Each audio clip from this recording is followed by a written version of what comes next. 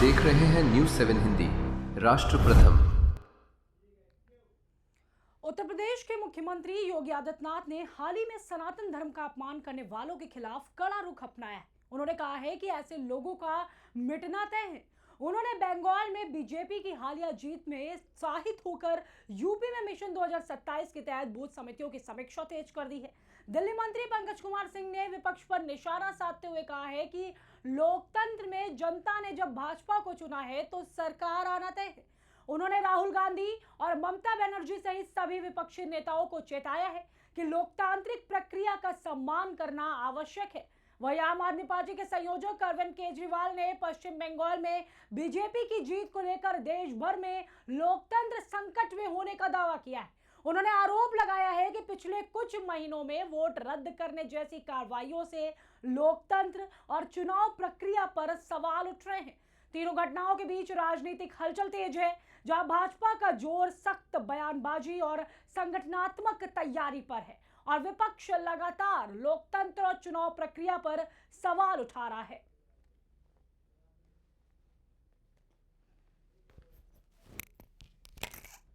और अच्छी सरकार जब आती है तो परिणाम भी लाद के लेके आती है। देखो ना, बंगाल में वहां की जनता ने कैसा जवाब दिया, वहां टीएमसी को एकदम सुपड़ा साफ कर दिया।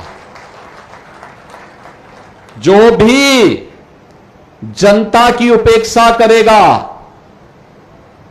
विकास के नाम पर आने वाले पैसे पे डकैती डालेगा, गुंडों को प्रश्रय देगा, भारत की धरती पर सनातन का अपमान करेगा, उसका सुपड़ा साफ होना तय है। उसको कोई रोक नहीं सकता है। और बंगाल की जनता ने यह करके दिखाया है। मैं बंगाल की जनता का भी इस अवसर पर अभिनंदन करता हूं कि उन्होंने प्रधानमंत्री मोदी जी के मार्गदर्शन और उनके नेतृत्व पर विश्वास किया है। अब बंगाल सोनार बांग्ला बनेगा।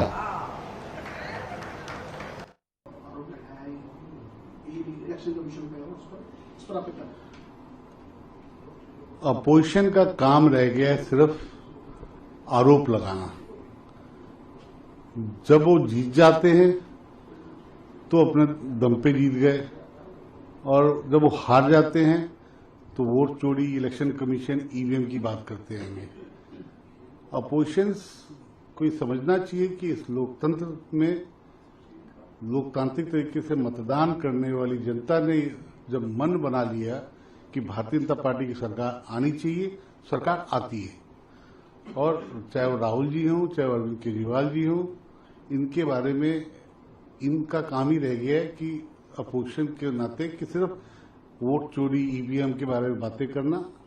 ममता जी भी ये आरोप लगा रही हैं, लेकिन लोकतांत्रिक तरीके से वहां की जनता ने अपने मतों का प्रयोग करके भारतीय जनता पार्टी को, मेरे प्रधानमंत्री आदरणीय नरेंद्र मोदी जी पे विश्वास जताया, हमारे गृह मंत्री अमित शाह जी पर विश्वास जताया, और हम उस मतों के दम पे, जनता के मतों के दम पे और अपनी पार्टी के संगठन के दम पे हम ये सत्ता में आए हैं। और अपोजिशन के पास कुछ रहा नहीं है तो ऐसे आरोप। पूरे देश के अंदर आज एक बड़ा संकट छाया हुआ है। भारतीय जनता पार्टी ने जिस तरह से जनतंत्र को हाईजैक कर लिया है, हत्या कर दी है जनतंत्र की।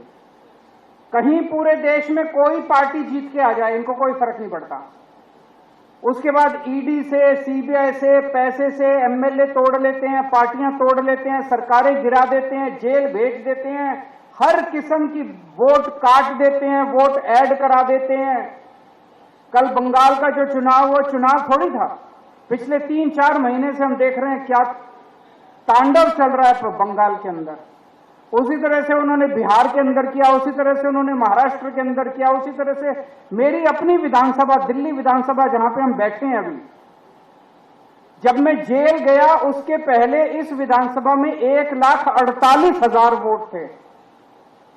जब मैं लौट के आया उसमें 1,06,000 वोट बचे थे। 42,000 वोट इन्होंने 6 महीने के अंदर कटवा दिया। मैं पिछली बार 30,000 वोट से जीता था, 42,000 वोट कटवा दिए, मैं 3,000 वोट से हार गया। जीत कैसे सकते हो जब आप सारे वोट कटवा दोगे? उसका तो कुछ भी नहीं बचेगा। पूरे देश के अंदर यही तांडव चल रहा है।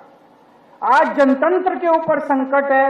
जो हमारे शहीदों ने अपनी जान कुर्बान करके, भगत सिंह ने, सुभाष चंद्र बोस ने, जो हमारे देश के स्वतंत्रता सेनानियों ने अपनी जान कुर्बान करके शहीद हमें आजादी दिलाई थी, आज उस आजादी के ऊपर संकट आया हुआ है। और श्रुति की शादी की तैयारी शुरू हो गई? हाँ, और आज शादी के गहने भी लेने हैं। हाँ, तो बस सीधे कल्याण ज्वेलर्स चले जाइए। कल्याण में अब मेकिंग चार्ज प्रति ग्राम सिर्फ 199 रुपए से। सबका कल्याण, है ना? श्रुति की शादी की तैयारी शुरू हो गई?